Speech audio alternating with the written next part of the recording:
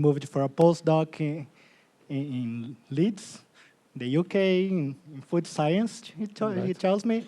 Then he came back to La Plata for another postdoc and then got his position, his professor position in La Pampa. It's a great pleasure to have you here. The floor is yours. Thank you. Well, thank you very much to Danilo, to Carolina, and Andre for putting us all together into the same room for all these days. It's been great. And especially thank you for keep running up and down the stairs with the microphones for the second week in a row now. Okay, let's see. I come, you are here in Sao Paulo. I come from here. It's the Pampa province, the capital city, which is Santa Rosa. And I work in the National University of La Pampa in Argentina.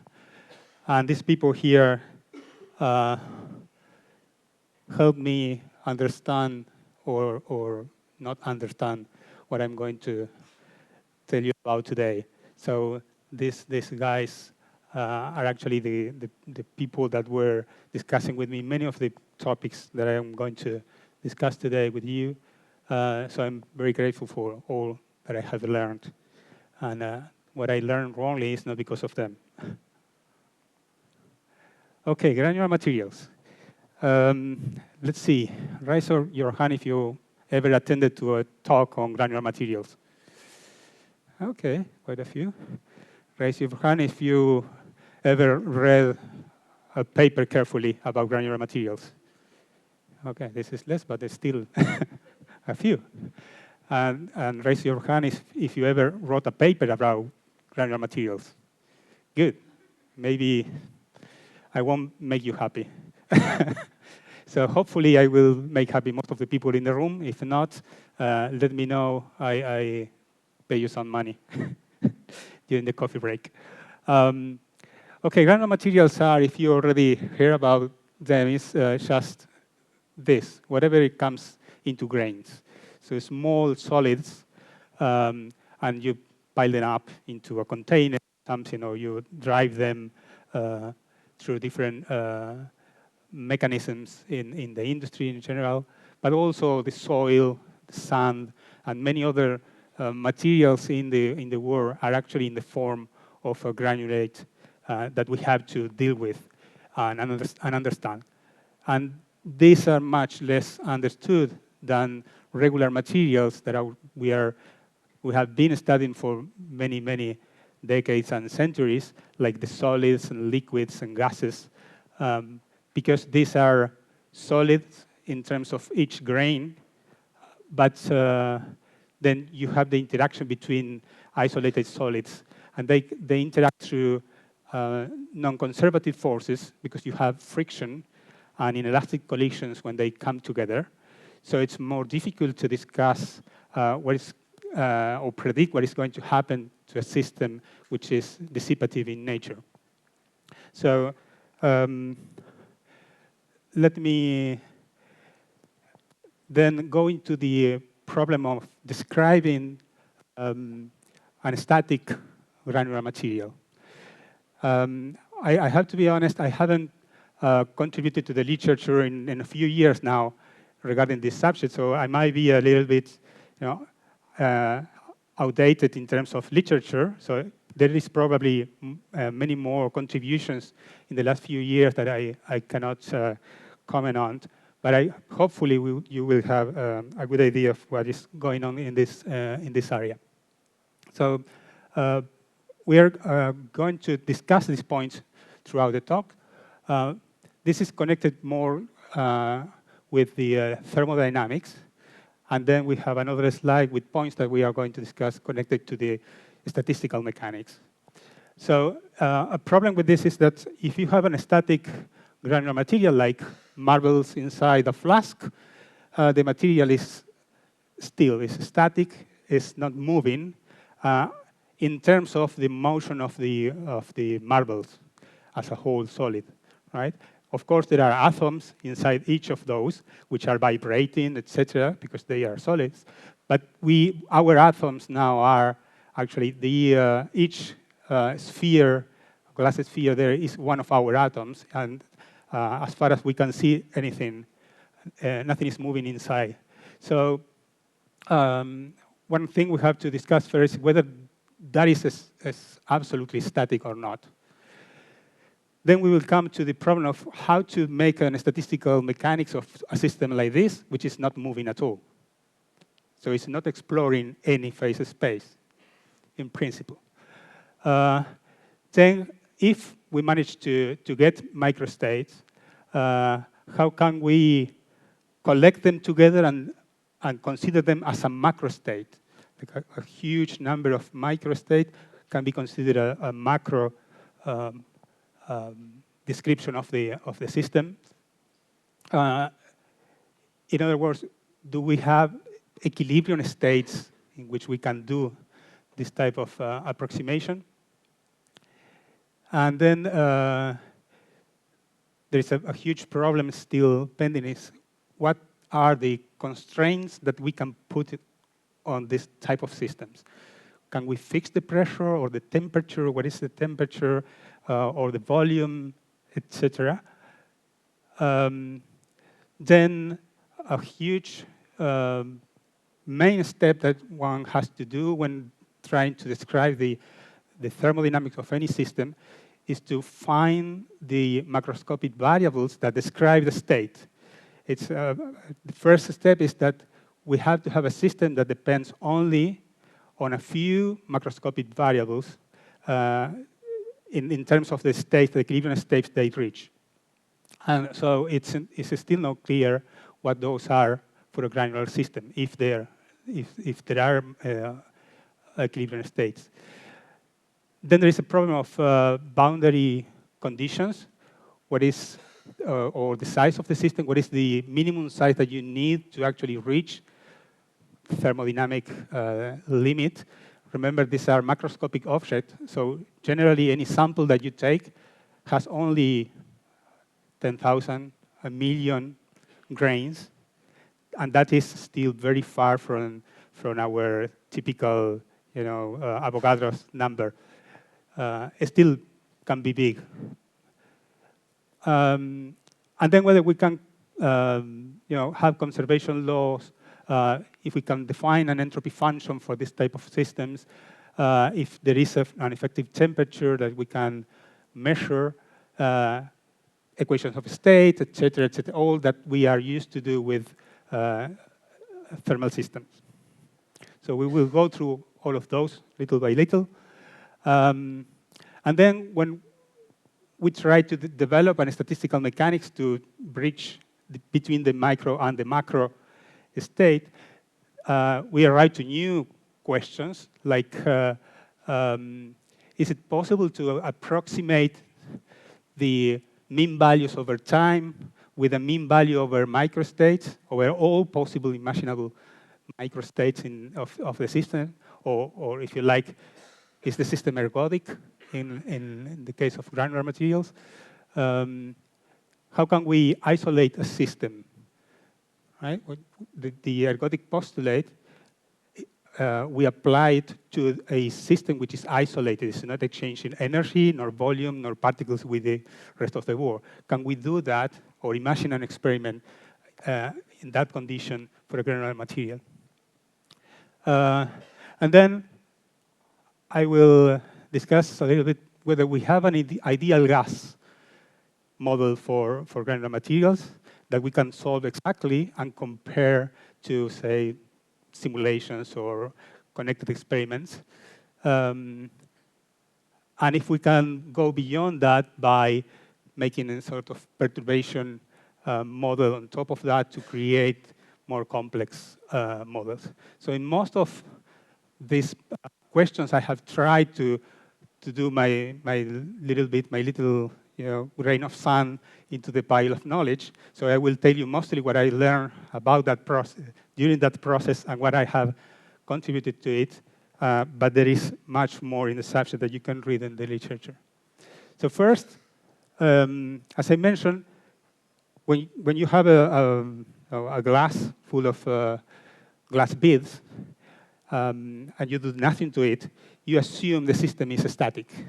But actually, in general, it's not. So this is a very nice experiment made by the group of Lyon, Jean-Christophe Geminard, Thibaut Divot, a few years ago.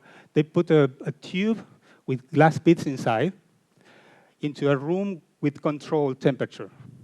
You leave it there, and you measure the height of the material every hour or so for 15 days, and the height of the material remains the same all of that time. But now you stop controlling temperature, and now you have day and night.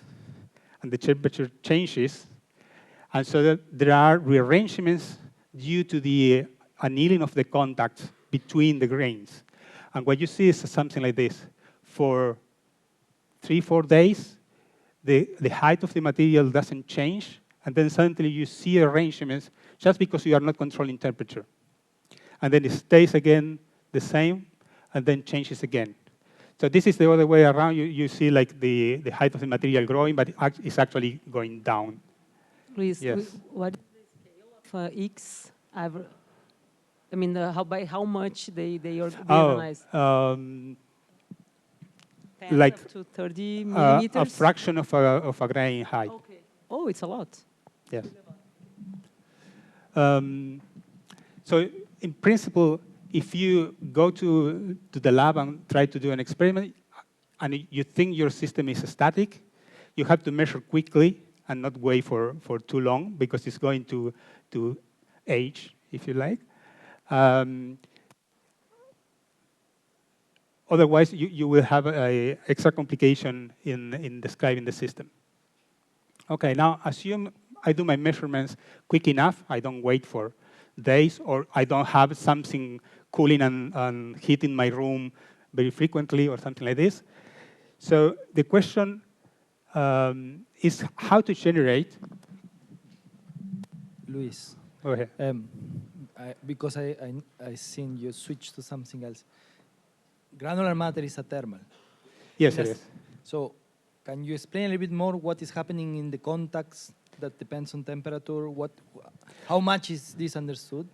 No, I can't. But you can imagine essentially that at each contact you have asperities and you have a solid-solid interaction.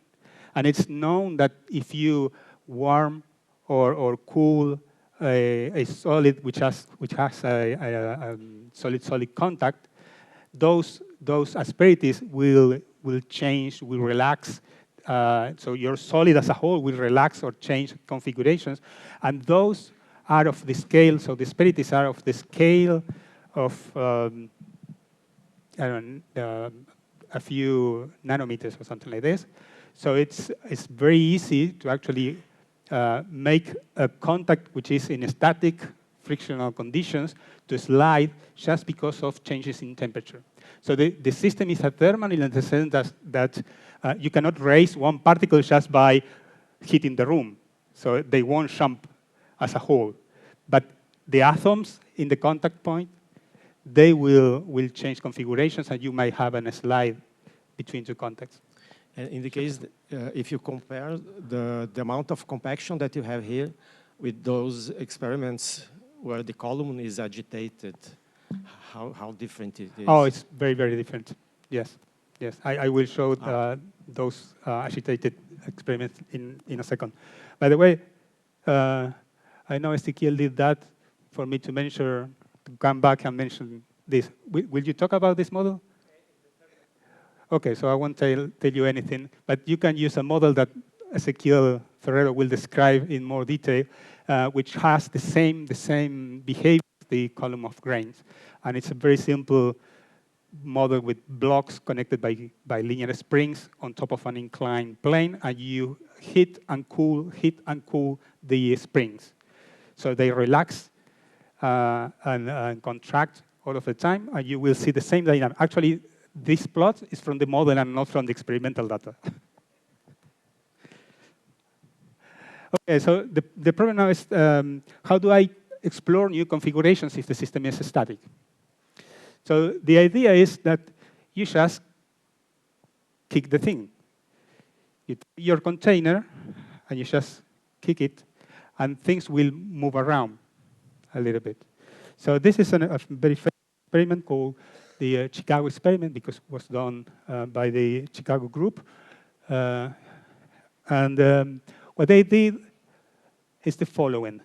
They put a tube with glass beads inside on top of a shaker, so they can kick the thing with a very controlled kick.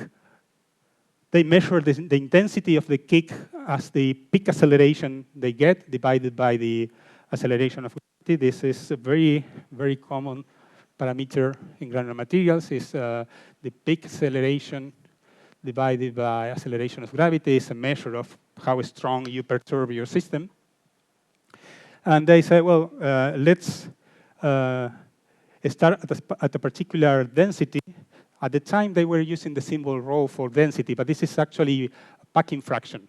So now no one else is using this notation. Everyone uses 5 for packing fraction, which is the total volume of the grain. So let's say that one grain has volume Vg.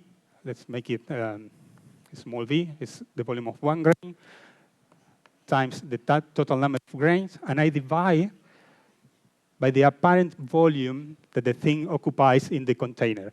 So there is interstices in between the grains. So this is the apparent volume. I measure how high the column of grain is, measure the apparent volume, and this gives me what is the fraction of the volume that is occupied by the material of the grains, in fact. So this is what they are plotting here, actually. So they start with a very loose configuration. You don't know what loose or packed is, but I think Jasna mentioned last week that the maximum that you can pack in 3 dimensions equal spheres is by arranging them in a hexagonal HCP lattice, and that will give you 0.74. That's the maximum packing. If you reduce the packing by creating more voids in the system, you can lower the density, but there is a limit because you cannot put the grains into the air. They have to touch each other to support them inside the container. And so this is the ICTP, and there is a minimum packing fraction that is called the random loose packing fraction, and this is about 0 for equal spheres, 0.55, something like this. And if you say, well, can I pile the things without order in a disordered system, but at a higher density, which is the higher that I can get without ordering the things in a lattice, then you have something that we call the random close packing, and that is for equal spheres about 64%. Yes? There are many discussions about how to define the things and whether these are well-defined, etc. But this is like sort of rule of thumb that people use in granular material. So what they did is they took something which is below the random close packing, but they don't get to the lowest packing fraction. Yes, please.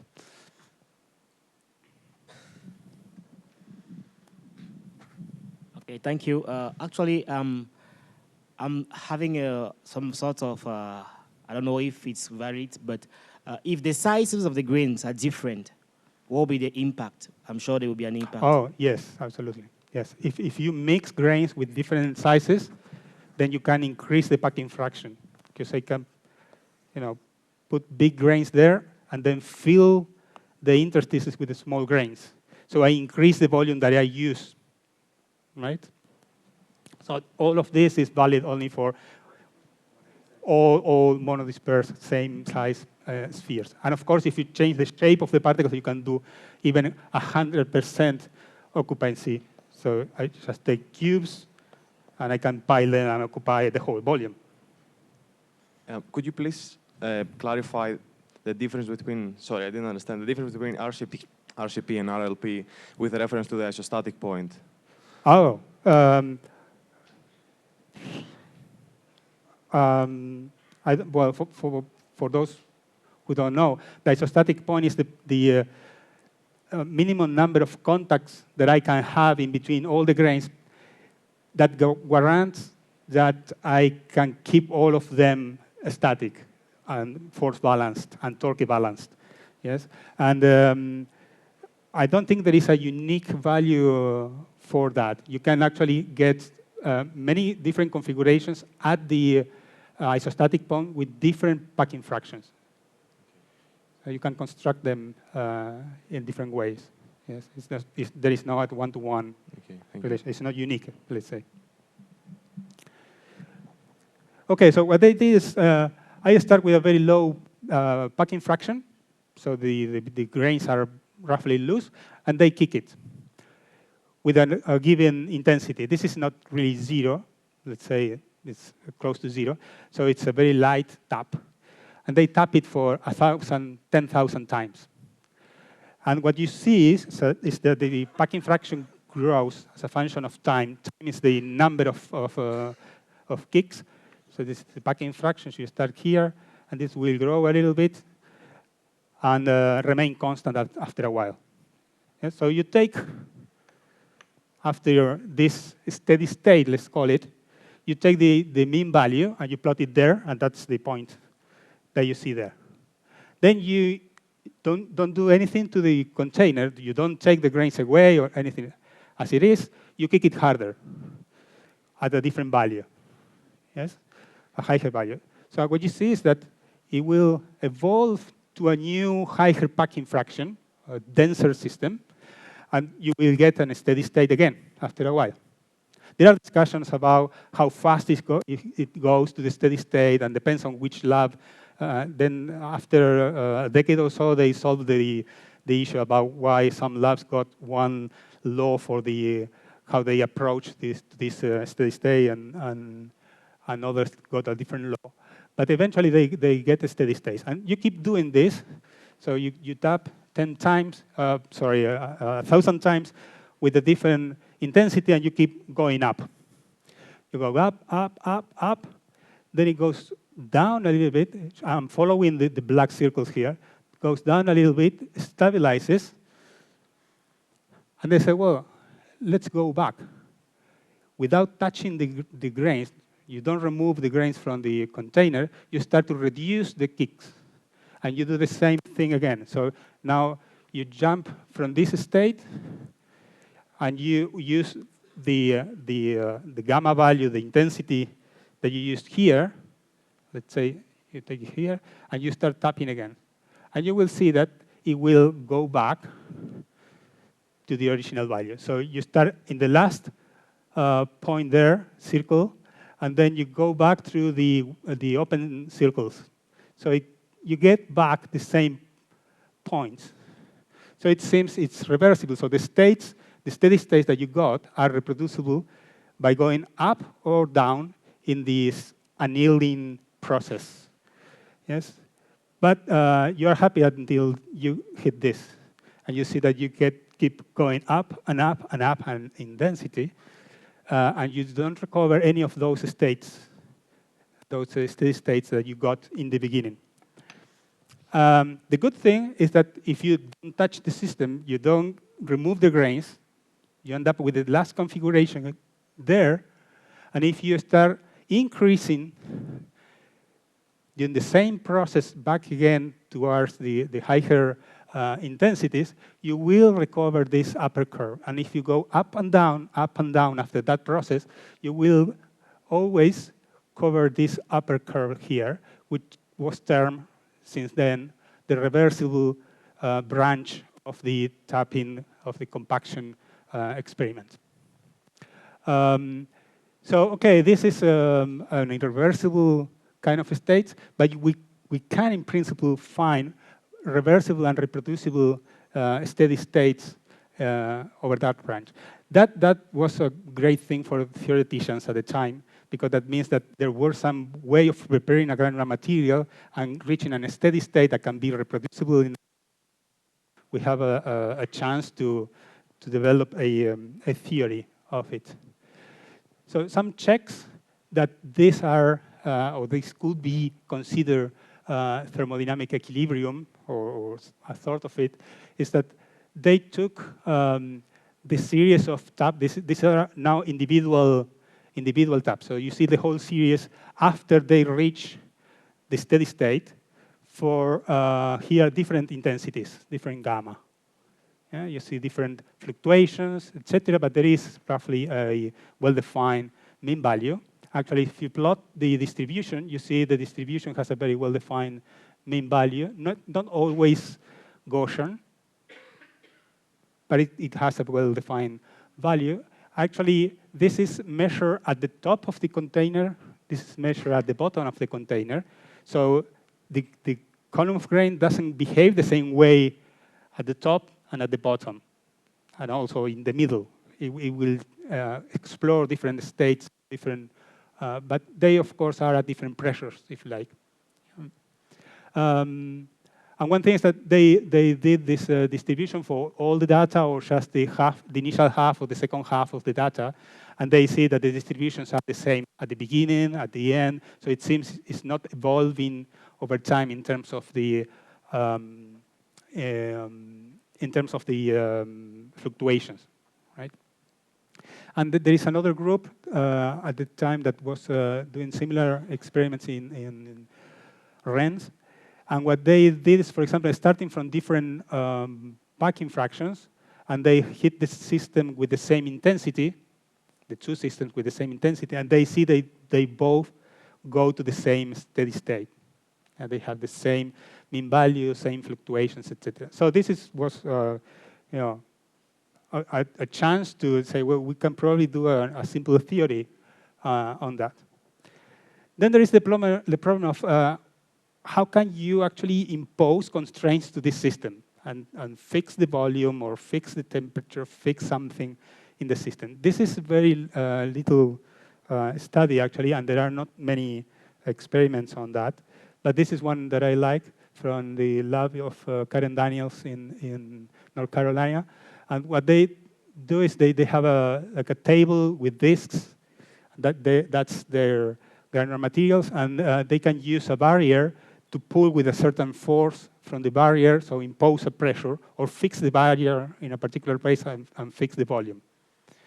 And to evolve the system, what they have is like bumpers, little bumpers on the sides, and they hit the system from the sides all of the time to create new configurations. The problem with fixing volume in these systems that I always have is that if you put particles inside a container, and you say, you put a piston barrier which is fixed, and you say, well, now the volume is fixed, but you start kicking the thing, you may end up with this particle going there, this particle going there, some particle going there, and eventually you see that the piston is not actually touching the particles because it's fixed, cannot go down. So are you conserving the volume of the system, really? So it's a question that I never answer completely. Then there is the question about what are the macro state variables that describe the state of those particular states created by tapping a container with grains. There are many papers about it, but I will show you mine, of course. We did this experiment. Actually, we did many simulations of this Chicago experiment about tapping, trying to reproduce in simulations and analyze different things that you can assess in the simulation that cannot be assessed in the experiment because you're going to see inside the system. Now you can because we have better techniques, but at the time it wasn't that easy. And just for mere ignorance, I ran some simulations with very, very large tap intensities, very, very large. And I got a very weird result. So I got this is only the reversible branch. So if you plot the whole thing, you have a little branch here starting from below. it should equilibrate and go back, and then you go back up and down in intensity, and you get the packing fraction. This is a scale, but it's you go up and down in packing fraction through this reversible branch. But I went too far in intensity, and I got this curve going up. Yes, and I published a paper saying that I saw this going up. No problem. Referee is happy, editor happy. Then we went to a more complicated model, and we found the same thing. This time, the reviewers were unhappy. The editor agreed with the reviewers, and they say, go to the lab and show me that this is real, because no one saw this before in the lab. So I spent a few years convincing people, and finally I did convince people. So here you have actually experimental data on top of simulation data for 2D systems. I'm going to show you a movie with one single tap. This is a low intensity tap, medium intensity tap, high intensity tap. When I say high, it's high. Everything goes into the air and rain back into the container. So this is not something that people want to do in the lab, because they don't want the lab full of marbles going around. So we finally did this experiment and actually got this curve going up. And we reproduced that in different experiments and simulations with different models, molecular dynamic type simulations, models with spin models with frustrated interactions, things like this that were used before by many people to simulate these systems. But all we did was going a bit farther in terms of intensity of the heat, the kick that we give to the system. In all of them, you see the same thing. So the problem that arises here is that before that, most people will say, well, if you know you go to the Chicago curve, and they will say, if you know the packing fraction, you know everything. Fluctuations are always the same. The mean value is always the same. This is the macroscopic parameter that tells me what is the behavior of the system, right? But of course, there were theoreticians at the time saying that couldn't be the case. There must be something else. But there were no experiments showing that could be the case, or disproving that just by using rho, the density, you could explain the whole behavior of the system. And this is one of those experiments. Luis? If you, yes. Quick question here. Well, oh. Yeah. I'm just wondering whether the way you're describing the tapping in terms of parameters, you have just this one parameter, which is this acceleration. Yes. Everything else, it doesn't matter, like, the duration, the amplitude of the pulse that you're... Yes, they do matter. They don't matter. They do.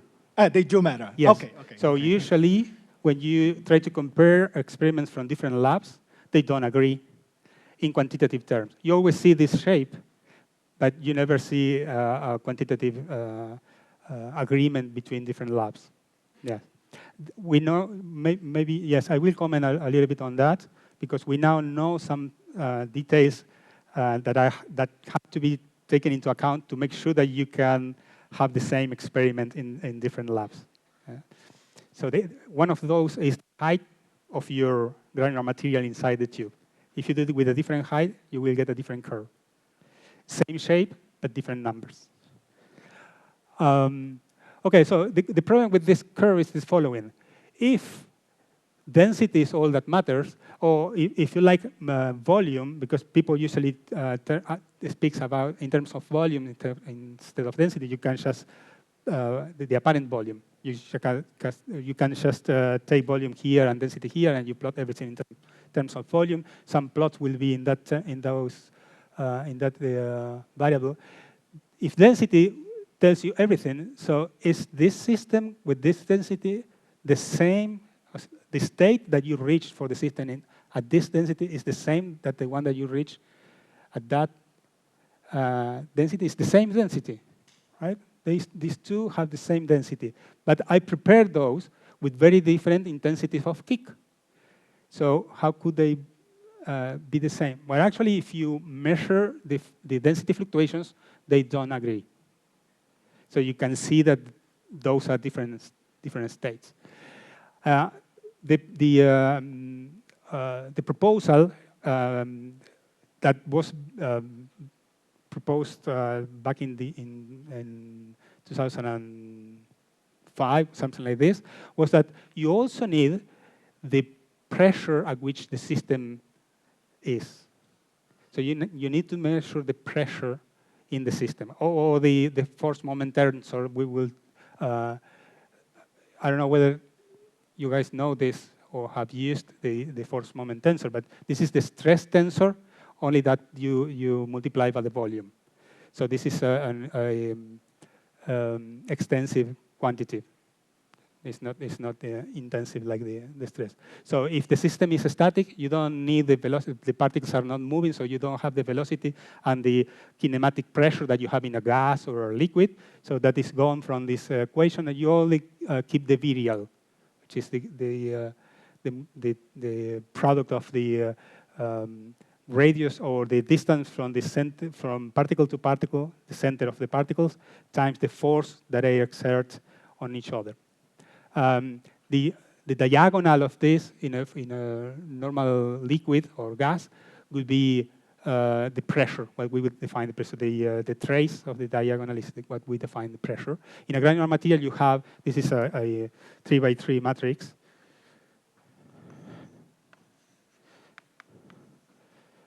And usually you will have non-zero values also outside the diagonal, because the granular material can sustain shear stresses as well. So this pressure tensor is more complicated, but it's not the pressure. Remember, this is actually the stress tensor times the volume of the system. So we measure, though, that. And this is only the trace of this tensor. But you can do the same for any component of the tensor, if you like, as a function of the intensity of the taps. And you can see that this is monotonic. You don't have two values. So when you select a particular intensity, you can pick two intensities of tap, which give you the same density or packing fraction, but they won't give you the same pressure. So the system is actually exploring different states, right? So you need both of them. And the good thing is that, I won't take all the time that it takes to describe these plots, but essentially what those say is that if you now measure the density fluctuations and the stress fluctuations in those systems which are different, they are different too, right? But if you plot them in a graph with both of them, the density and the stress fluctuation, in that plot they agree. When you pick 2 points close enough here, they will be close within the errors in this plot. When they have either the density different or the stress tensor different, then the fluctuations of those two variables won't agree. So if both variables, the mean values agree, the fluctuations will agree as well. So in principle, now we can say these two variables are enough, at least within this particular experiment and for these particular conditions. So in principle, you could write thermodynamics. So you can have an entropy function that depends on the volume of the system, the force moment tensor, and the number of particles. That's what I'm going to say for now. Then another thing that we were trying to understand is what happened when you change the shape. Sorry, Luis. In the previous slide, in the so-called pressure or pseudo pressure, whatsoever, the trace of this extensive stress tensor, there is no signature at all of the change of slope that you observe in the density, no? Because the gamma divided by gamma mean is exactly the same. There you have in one the V shape, on the left, and on the right there is nothing. What Yes. does it mean? Is that whatever Actually- signature of this change Yes. is in the other components of the stress, or is Right. completely No. independent? Actually, you do have now. I have mixture all the states created by different tap intensities and different systems. So there are many points here. But actually, if you select one of those or you color them, you will see that this is a U shape that comes from this one. Yeah, but I mean, Here. yeah, there it is. But in the trace of sigma, there is no signature No. because it's on the shear components of the stress, whatever signature it will be, Oh, or because the no, stress well, is transparent to this. In this case, I just plotted Yeah, I know. the trace, and you already see that this is not Sensitive to it's the- monotonic. Okay.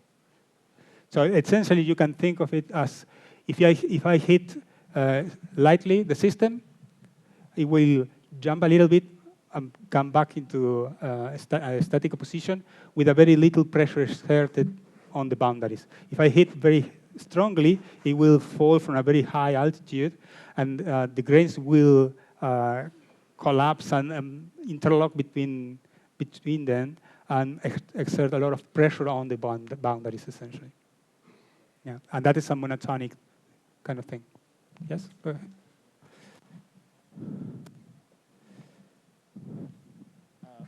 Thank you. Actually, your response to him brought again a worry in my head. And actually, I wish to know, the first question is that you are using, the experiment is constantly using spherical balls. I mean, Using spherical, yes. Yes, spherical balls. Now, what if we use a shape that's a form of a sphere, but having a mixture of hexagonal and pentagons? Oh, well. Because yes. what I'm thinking is, if we tap it strong, it's true the spherical shape, the normal reaction will be transferred, and in some sort of a way, maybe that's the fact that makes them, when they collapse, when they fall, to have this bend, this shape on A figure. Maybe if you use a compact, that will not be the same. It will not be transmitted in the same way, in the sense that this part will not appear. I mean, part Okay. that's Yeah. Well, I haven't done measurements on the stress for the system, but we have done circles in 2D. Circles, squares, triangles, hexagons, pentagons, heptagons, dodecagons, or whatever, up to 20 gons, or whatever, or whatever you call it. And they all show the same shape in the packing fraction.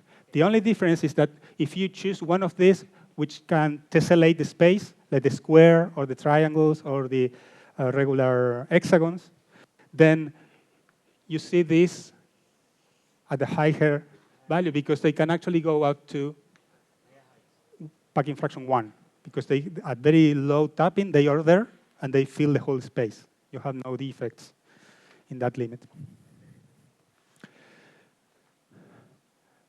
Okay, I don't know why I took 40 minutes to move only half of the talk, so I will start skipping things. Forget about this. Forget about this. Oh, actually, don't forget about this. This is a nice thing because it touches with other parts of the lectures that we had so far. This is the parametric construction that Letizia Gugliandolo was mentioning earlier today and yesterday. This is a system which is not static, so it's not exactly what we are talking about. It's a system which is slowly sheared all of the time.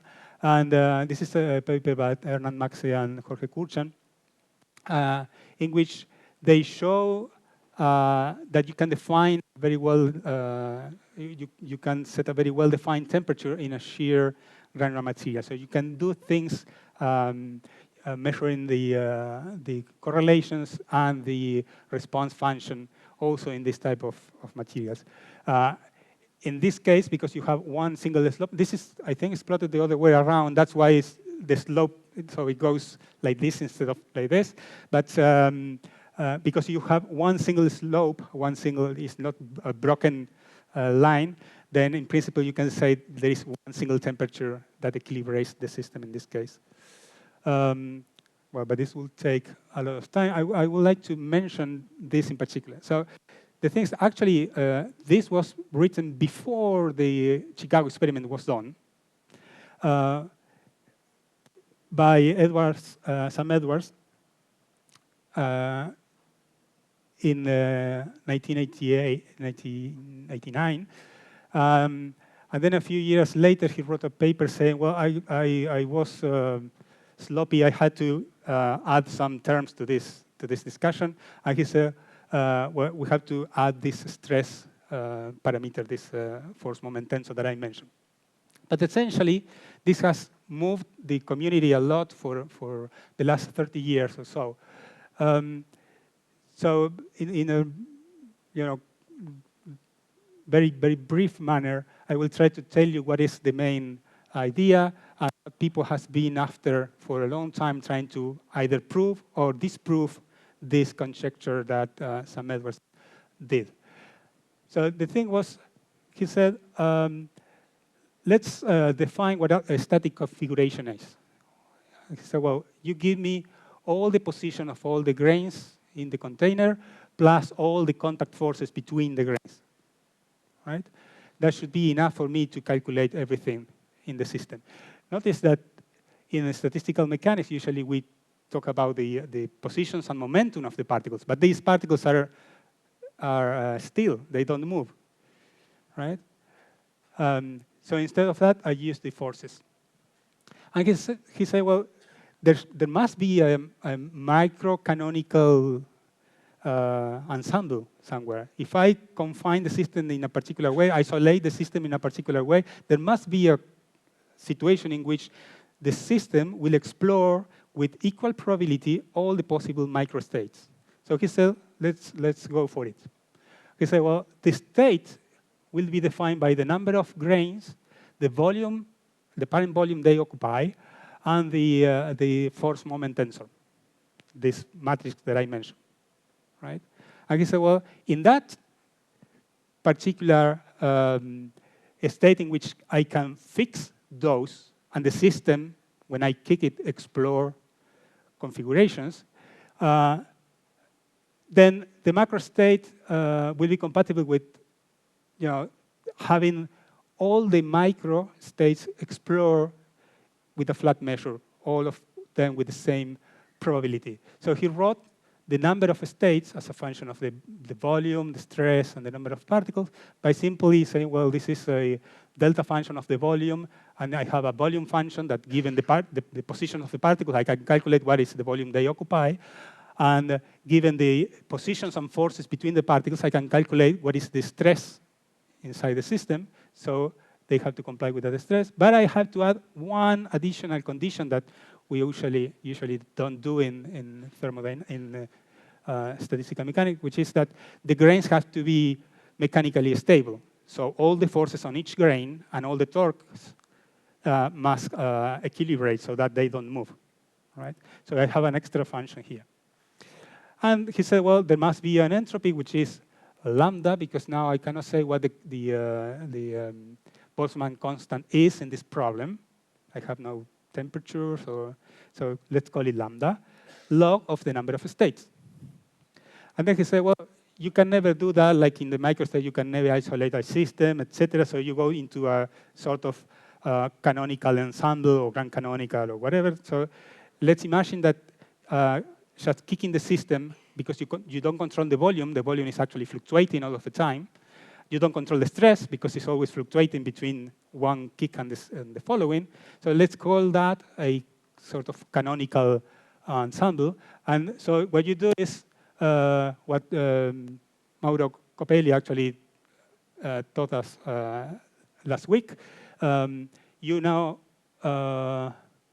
fix, so you take a large system, so the usual recipe. You take a large system, which is with defined volume and stress and number of particles, and then you consider a small system, a subsystem of that, and that one can exchange not particles, but it can exchange volume and stress with the rest of the bath. Yeah? You put the Lagrange multipliers.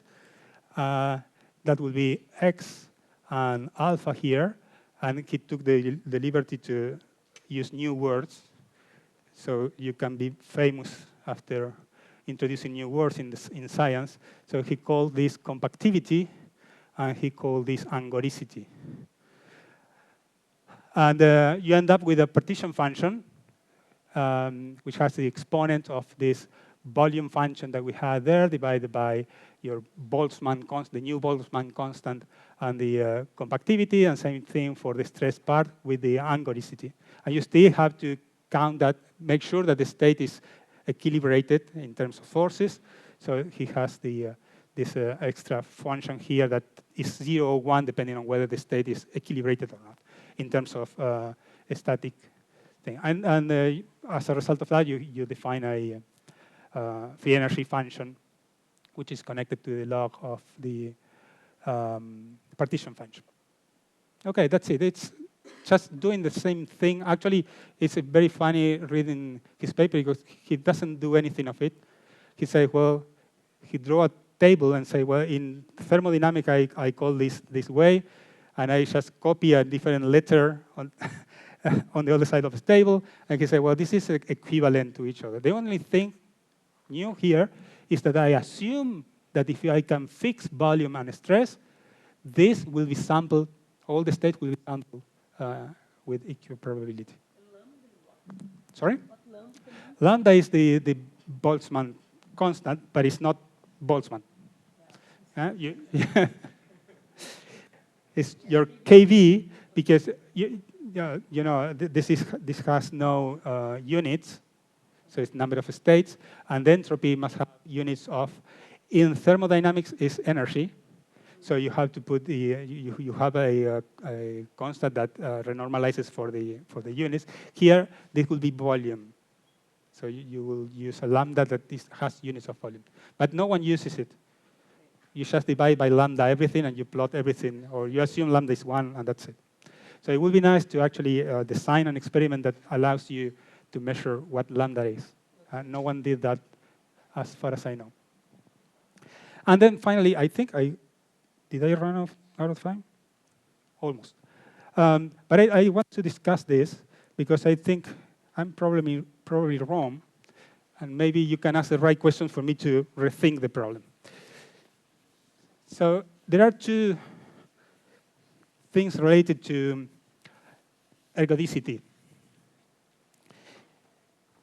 You know, when you have a system like the Ising model, and you have your magnetization temperature, with that we already discussed with during Leticia's lecture, not doing anything out of equilibrium. You just start from a very high temperature, and you reduce the temperature slowly, letting the system to equilibrate. And at a certain point, you have which is the Curie temperature. You will have this transition, and we'll go to a finite magnetization. Now, it's usually, it's very common that we say that we have a loss of ergodicity in this system because you are not exploring the second possibility here. Yeah? And actually, the explanation for this is symmetry breaking in the system.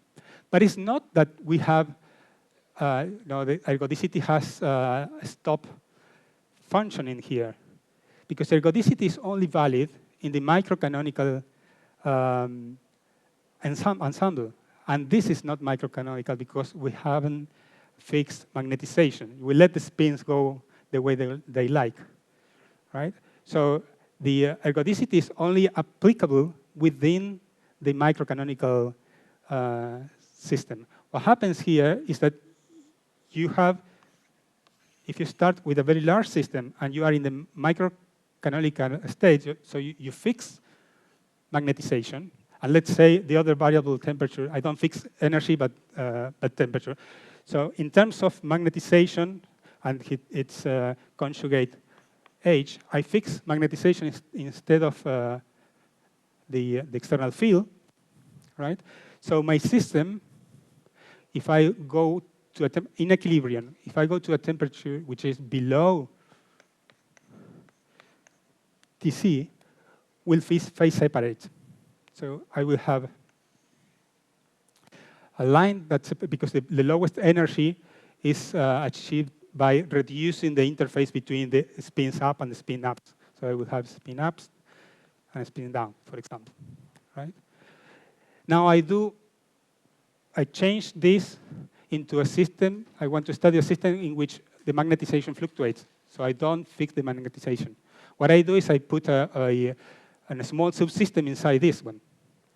If the subsystem lands here, I see everything spin up.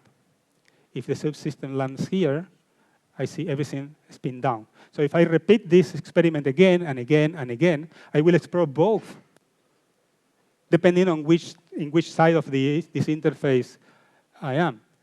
I can see Ezequiel looking at me. Let me do something for him. But actually, the curvature should be flat because it's lower energy. So when you do this experiment and you say, I have broken symmetry, it's not that you have broken symmetry. So you have broken the ergodic nature of the system. That is not the case. You actually broke the symmetry, not the ergodicity. So you can test if that is the case with granular materials. And what we have done here is repeating the Chicago experiment. Now we directly start from a very high tapping intensity, and we tap many times, reduce, many times, reduce, reduce, reduce, and go to the highest packing fraction there. And then we zoom in, and we see that roughly you see all the curves land on top of each other. But if you look at the stress tensor, they diverge into different states. So it seems that you are breaking the ergodic condition, but this is actually this type of situation in which you have broken symmetry, no ergodicity. So this is not a proof that the system is not ergodic, although we use that word in the title of the paper.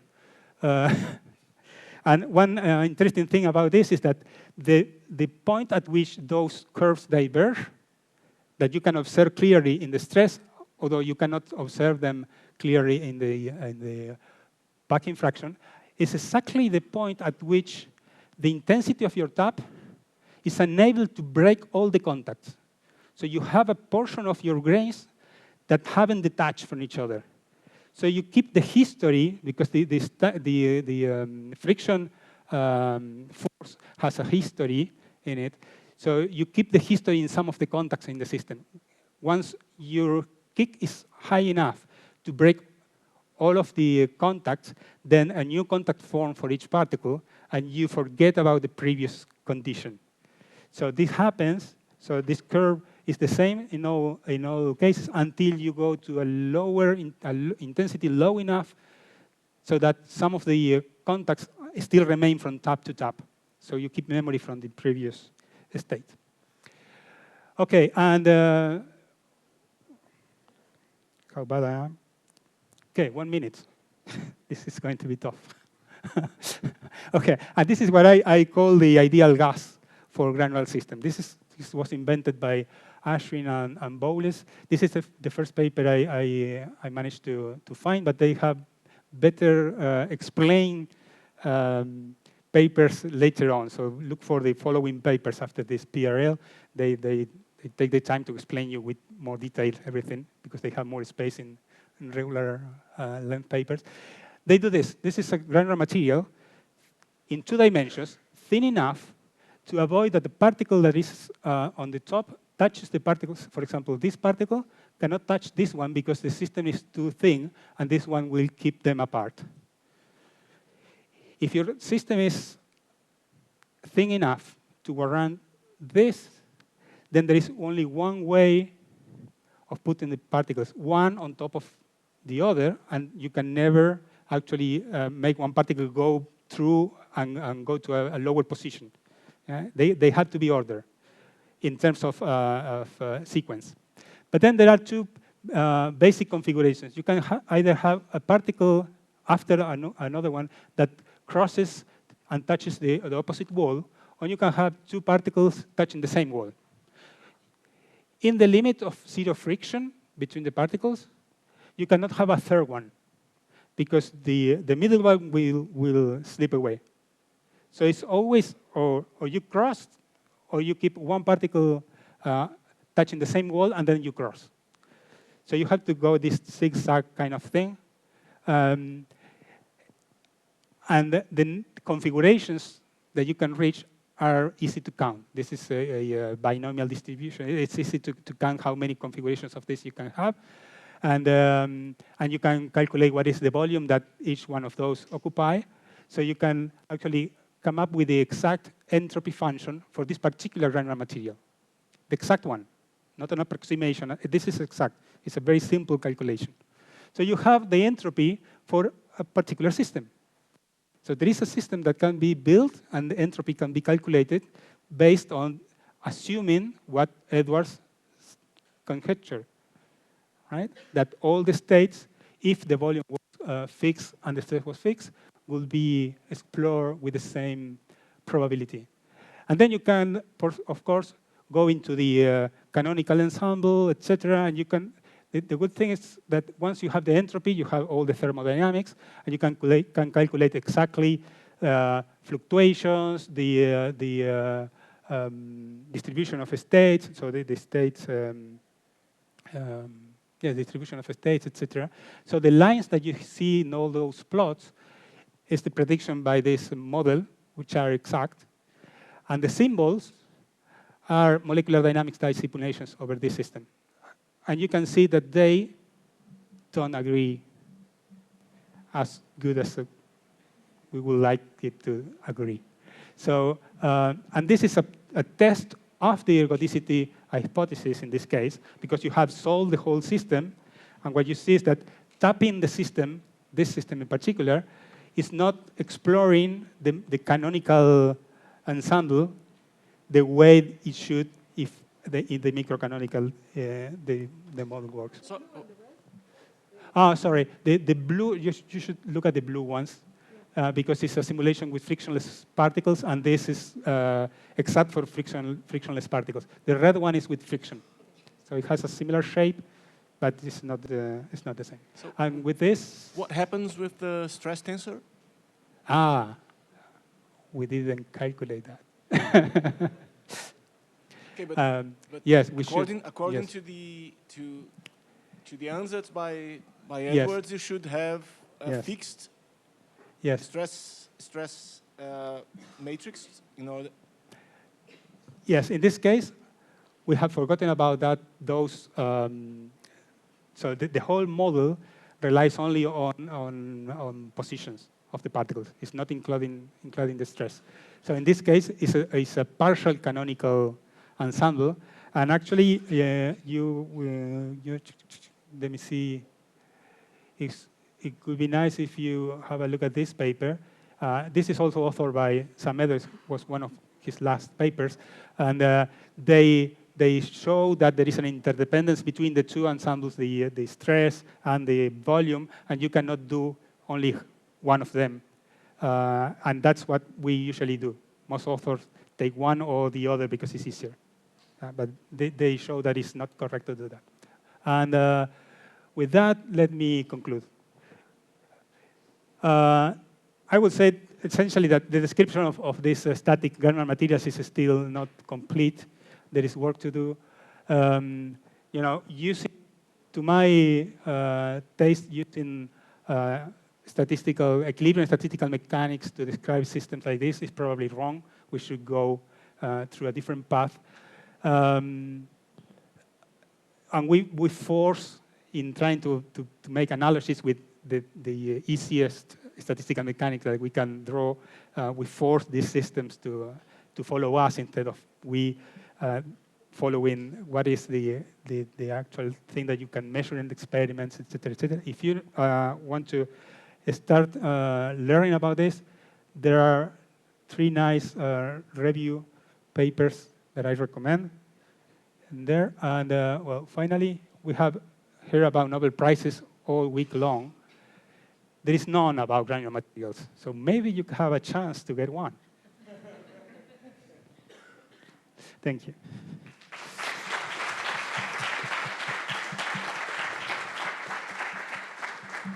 Thank you, Luis, for the very interesting seminar. Well, I have time for 2 questions. Carolina. So, Luis, I think this conjecture by Edward is so beautiful, but I mean, we feel that cannot be correct, right? I mean, at least I feel that it cannot. Is there some success that you can tell us about that? I'm on the side that says there is no success. But if you go to this particular review by Paulo, Erland Maxi, Hans Hermann, they haven't studied. They have studied the reactions within the 500 papers that are citing original Edwards paper, trying to catch whether the author is positive or negative about this thing. And you have like a 3-model distribution. It's like the ones that don't like it at all, the ones that like it a lot, and there is some sort in the middle which is slightly worse the positive, the positive thing. So the mean is positive, but you still have no consensus in the community. One more question? Up there.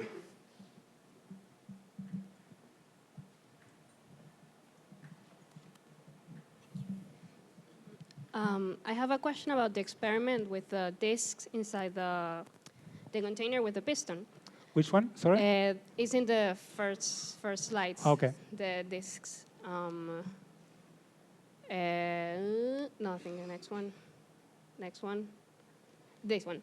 You mentioned that if you try to constrain the medium, they tend to reorganize, so they don't really occupy the same volume. Have they observed the opposite, that they try to reorganize and they end up using more volume, that like Reynolds the latency? Did they see that in the experiment, or did they didn't? Yes. You did? Yes, absolutely. Okay, let's thank you, Luis, again. Very nice talk. And I'll let Carolina introduce our next speaker, Jefferson Arenzon.